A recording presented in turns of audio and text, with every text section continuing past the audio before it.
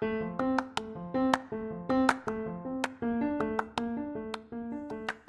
you, welcome to Sacrilegious Discourse. I'm husband. I'm wife. And together we're reading the Bible.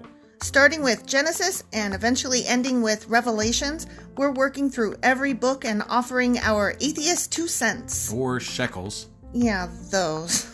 We're asking questions and pointing out all the nonsense. We aren't academics or scholars. Nope. In fact, when it comes to religion, we really don't know anything at all. What we've learned so far is that God's a dick. Oh, he really is, isn't he? If you're interested in how we reached this startling conclusion, maybe start from episode 1. Otherwise, jump in anywhere. It's all good. Yep.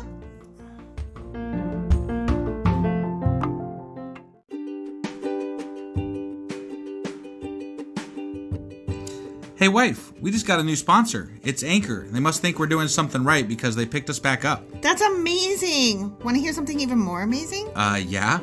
I actually know what they are. You are full of shit. I'm calling your bluff. Tell me about Anchor. Okay, so Anchor by Spotify is the easiest way to make a podcast with everything you need all in one place. I'm actually surprised you knew that, but did you also know that Anchor has tools that allow you to record and edit your podcast right from your phone or computer? Yes, because I see you do that on your phone all the time and it looks pretty simple. It really is, and when hosting on Anchor, you can distribute your podcast on listening platforms like Spotify and Apple Podcasts. But I use CastBox. Yeah, darling, I know you like CastBox. It gets distributed there too, and lots of other platforms as well. And how much are we paying for this awesome service? Absolutely nothing. Coolio! So then we should tell people to download the Anchor app or go to anchor.fm to get started? Yep, do it now.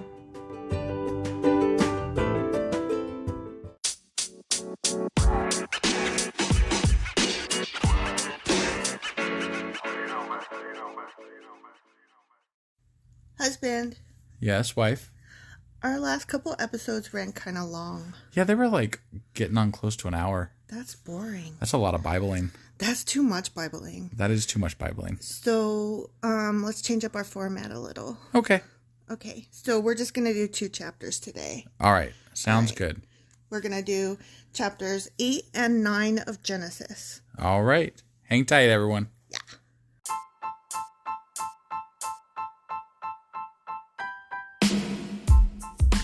Hey, wife. Yes, husband. Did you know that we are now on Patreon? Yes, because you told me, but also, no, tell me more. So we're on Patreon now. Are we? We are, and our supporters can go there and support us, and we have multiple levels all the way up to You Killed God. That sounds really drastic and escalated quickly-ish. Well, no, there's multiple levels before there, so it escalates on a sliding scale of, cheap to not cheap. Oh. But, we can definitely use any amount, so, like, any support is always appreciated. So what exactly is Patreon? It's a place where you can show your support for our podcast. And just our podcast? Any podcast or any performer. But, we're the ones that, you're listening to right now. So maybe you should, support us. That'd be awesome. That would be awesome. But we love you anyway. So all you got to do is go to Patreon, look up Sacrilegious Discourse. It's actually patreon.com/sacrilegious discourse is our actual main page there. So head on over and send us some love. Yeah.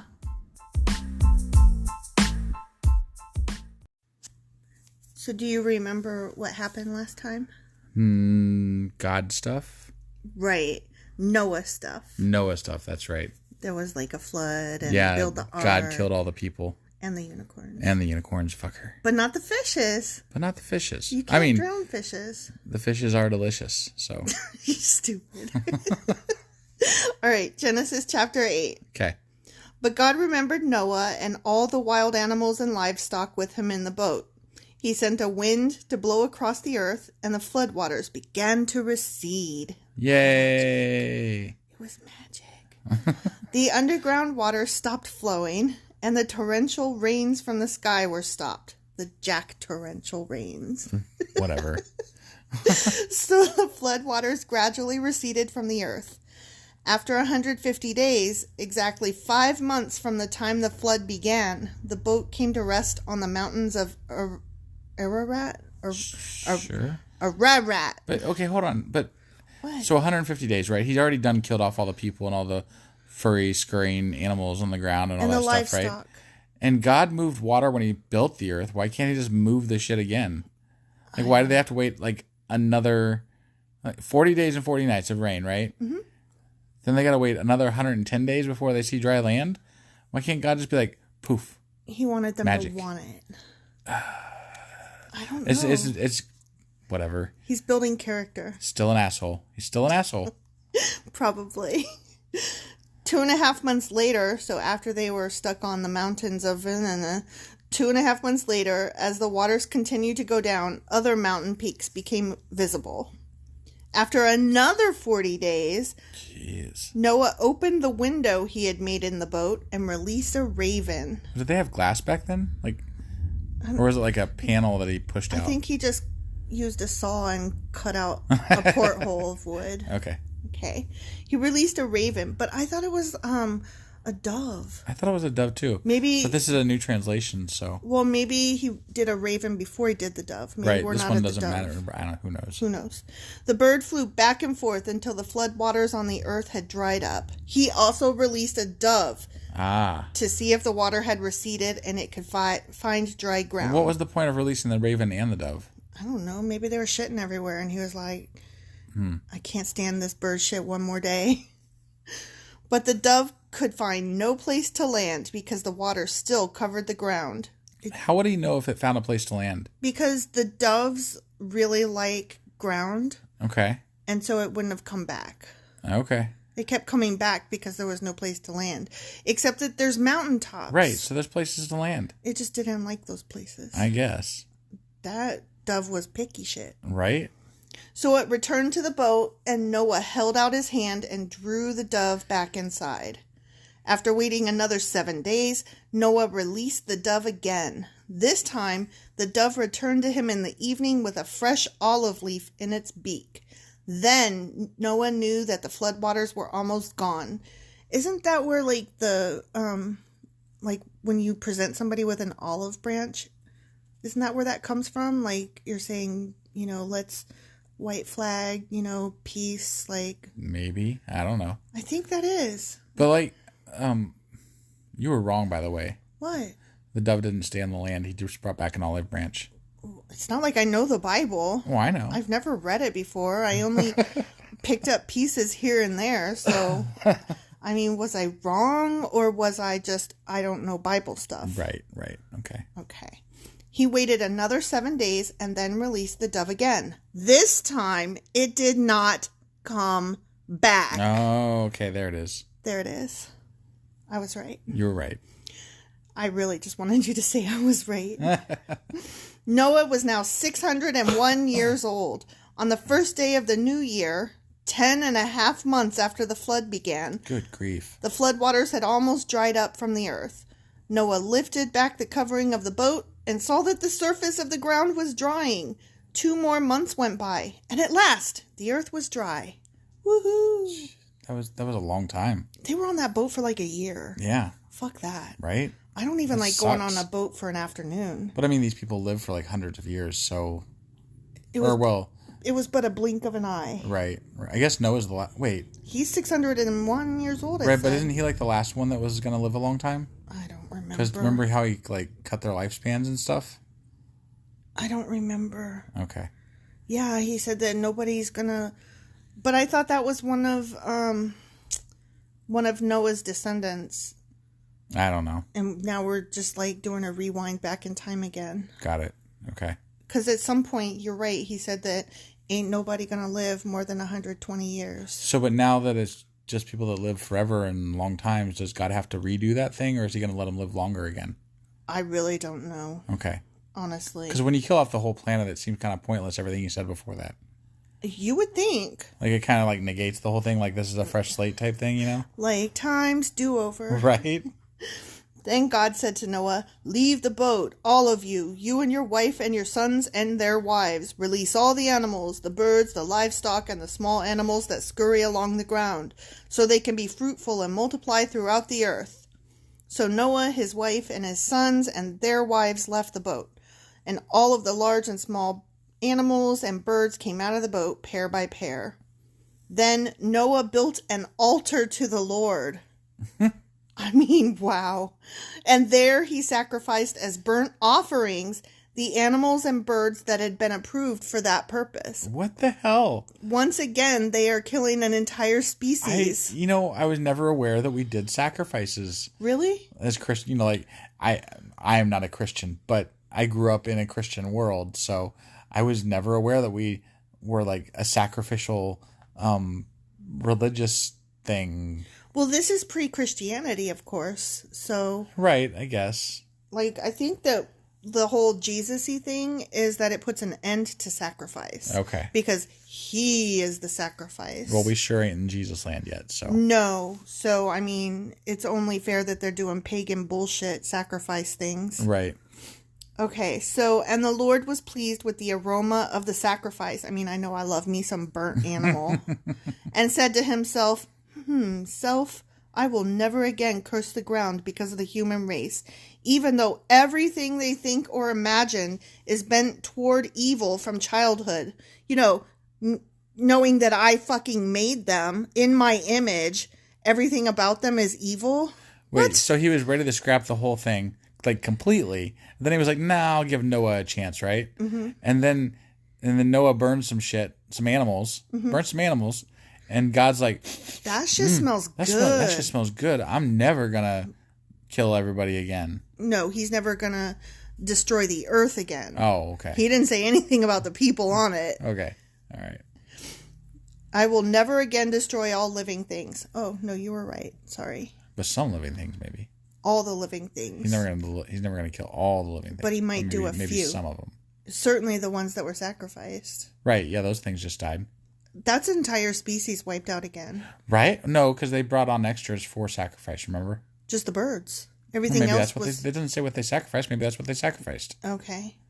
So, okay. I guess some birds... But they did say that they brought in stuff specifically for sacrificing. Yeah, you're right. So. You're right. That's just so gross to me. Right? I mean, I guess it's because of conventions and stuff. Like, maybe I'm just preconditioned to think that, but... Right. I don't know. Ugh.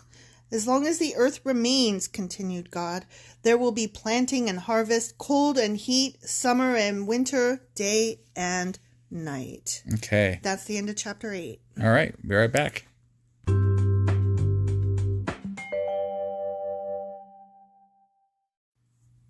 Chapter 9. God's covenant with Noah. Do you know what happens? I know.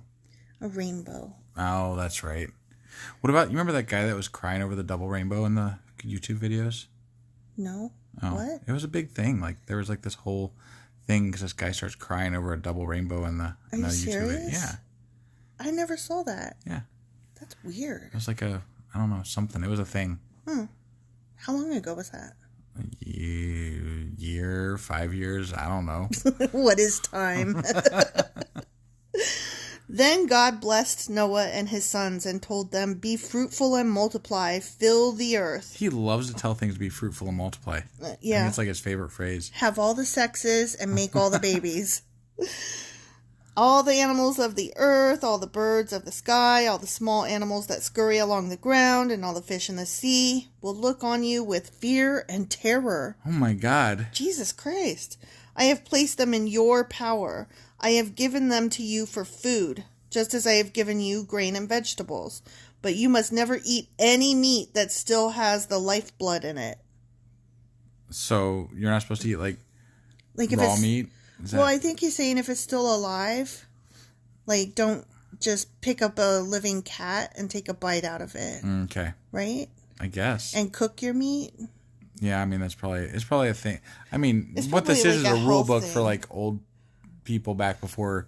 Back before medicine? Yeah, so they're like, cook your meat. Cook your meat. Yeah. Don't eat raw meat, dumbass. Right. You'll get, like, what is it that you get from eating raw meat besides just really sick? Is it, What E. is coli? that? E. coli and salmonella. Yeah. That's the one I was thinking of. And I will require the blood of anyone who takes another person's life. Damn. The blood. Wow. If a wild animal kills a person, it must die. and anyone who murders a fellow human must die. Jesus. Good Lord. He's all about the corporal punishment, huh? He is violent. This God is mean. I'm going to go back to it. He's a dick. He really is.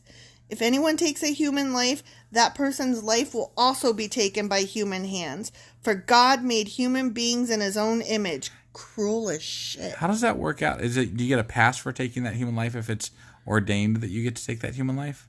Right. Because a human has to take the human life. So it's just like this mad cycle of everybody's going to die because... So he's like, don't take a human life unless I tell you it's okay. Right. Now be fruitful and multiply and repopulate the earth. Yes. I can't even. Then God told Noah and his sons, I hereby confirm my covenant with you and your descendants, and with all the animals that were on the boat with you, the birds, the livestock, and all the wild animals, every living creature on earth. Yes, I am confirming my covenant with you. Never again will floodwaters kill all living creatures. Never again will a flood destroy the earth. I like how he stipulates flood. Yeah.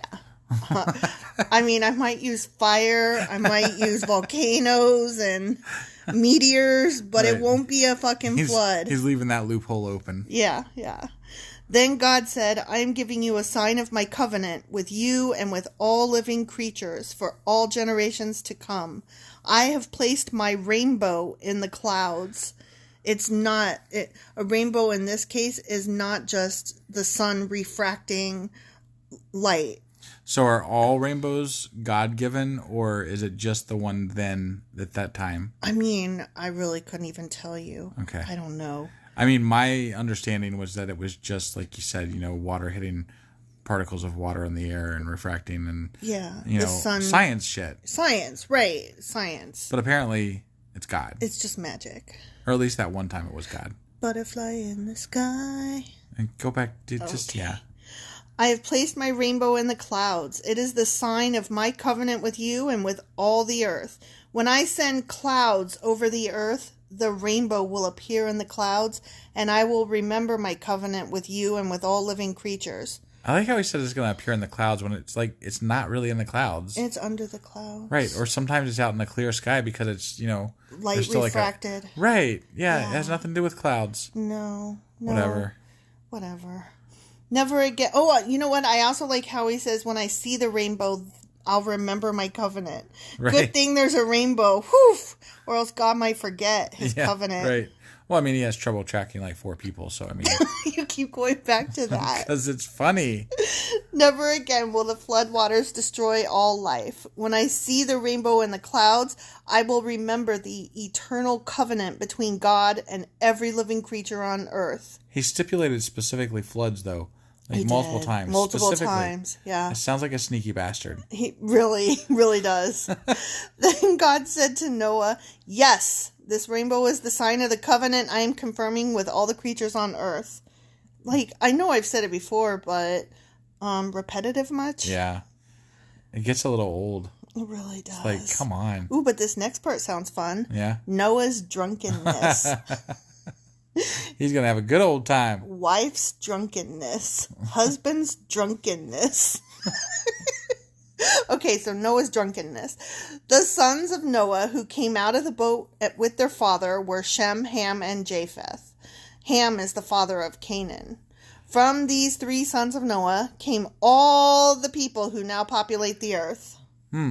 So now's the incest. And the inbreeding. I mean, before, there was just random dudes that... Random people that just, like, popped up somewhere else on Earth. They appeared out of nowhere. Right. Yeah. But now it's all incest from here Now forward. it's all incest. Right. We are all inbred motherfuckers. Got it. That explains a lot. Right, yeah. After the flood, Noah began to cultivate the ground, and he planted a vineyard. Ooh, that is something we should consider planting in our backyard. Yeah, that's not going to work. I want a vineyard. Do you know what would happen? What? It would die. Yeah, it would, because I don't take care of plants. One day he drank some wine he had made, and he became drunk and lay naked inside his tent. Damn. Dear God, not naked inside your own fucking bedroom. What?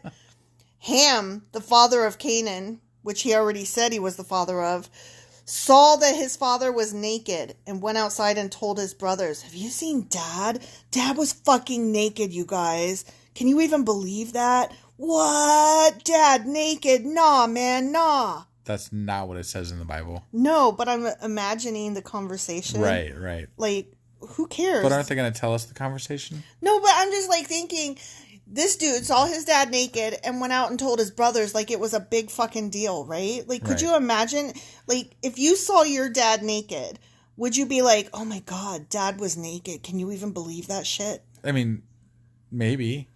You would be... My dad got drunk at my brother's wedding and, like, kicked over a bunch of stuff and pissed himself, so that was fun. Oh my God, that is not something that you say on the podcast. What the hell? Well, they don't know who I am. What the hell is wrong with you? Because remember, we're doing it, it's anonymous. Okay. It's a funny story. It is a funny story. It is a funny story, but here's the thing. Would you be like, I could understand you being like, oh my God, dad got so drunk, but would you be like, oh my God, dad was in his own bedroom in his own house and he was naked?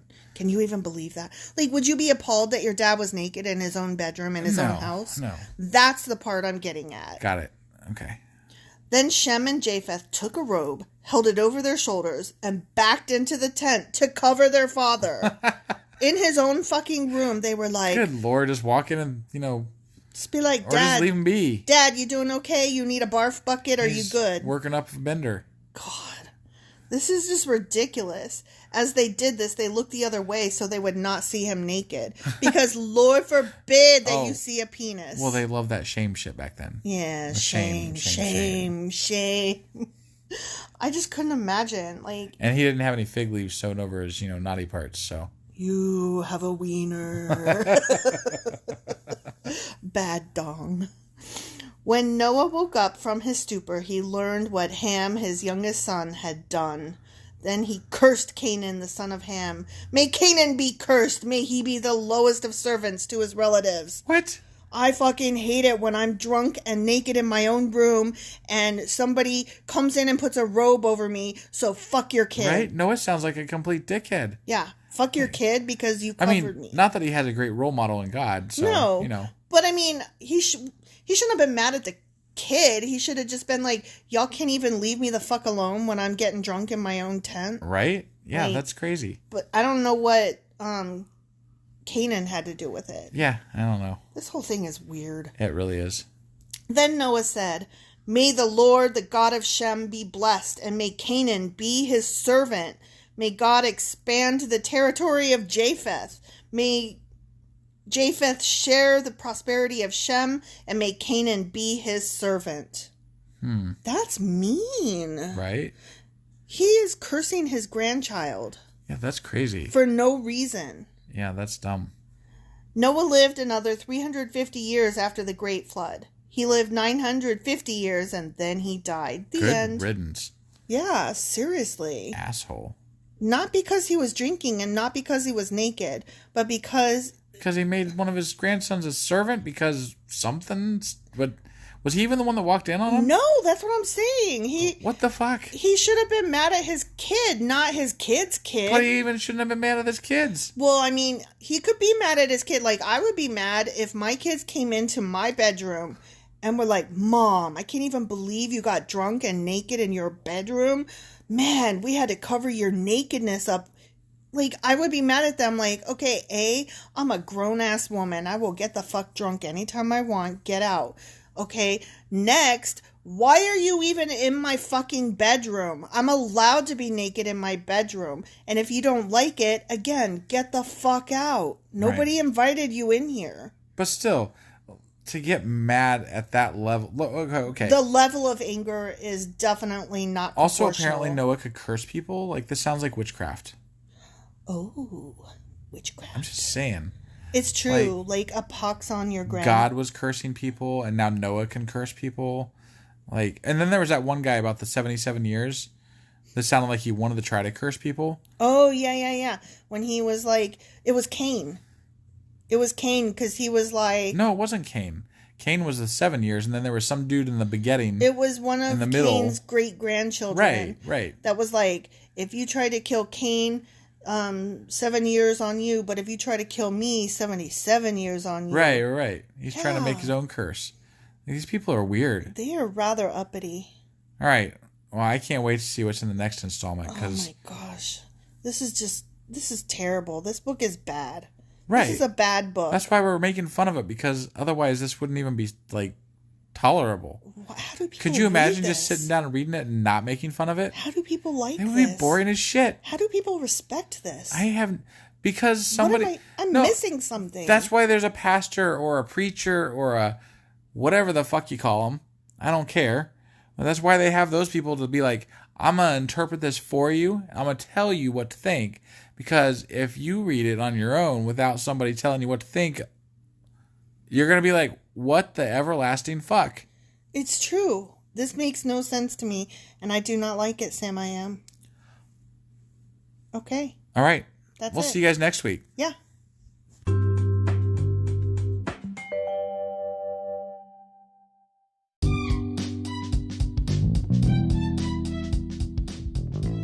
Husband, Yes, wife. is there a way for people to contact us? Well, sure. They can get on our Twitter account. We have a Twitter account? We do. What is it? It is sacrilegious_D. Like D for discourse? Yeah, they wouldn't let me put the whole thing, so I had to shorten it to _D. I hate them. Yeah, that's disgusting.